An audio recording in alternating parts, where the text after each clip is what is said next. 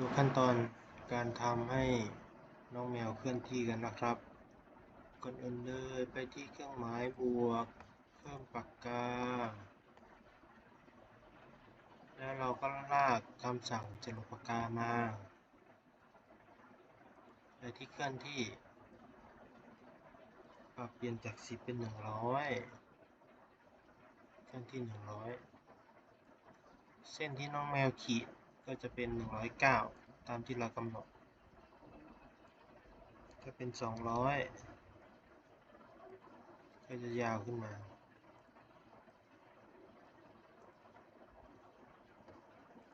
ต้องการลบก็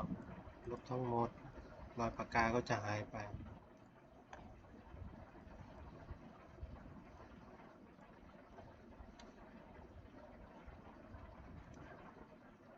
ถ้าครูต้องการให้เป็นสี่เหลี่ยมจัตุรัส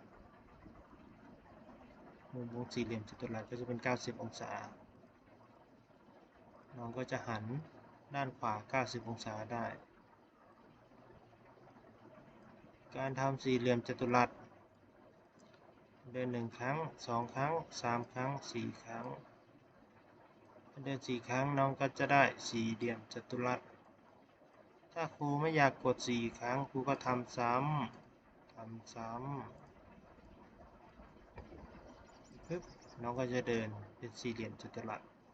กด1ครั้งน้องก็จะเดินเป็นสี่เหลี่ยมจัตุรัสเลยต่อไปมีคำสั่งการทำซ้ำเมื่อกี้น้องแมวทำซ้ำ4ครั้งครูจะเปลี่ยนเป็นทำซ้ำ4ครั้งเราจะลดปากกาไว้บนหัวเหมือนเดิมและ Copy คำสั่งที่ทำซ้ำ4ครั้งเมื่อกี้มาวางไว้ตรงนี้ต้องการลบทั้งหมดกดดูน้องแมวก็จะเดินให้เรา4ครั้งโดยการคลิก1ครั้งโดยคำสั่งทั้งซ้ายและขวามีความแตกต่างกันแต่น้องแมวสามารถเดินเป็นรูปสี่เหลี่ยมได้เหมือนกัน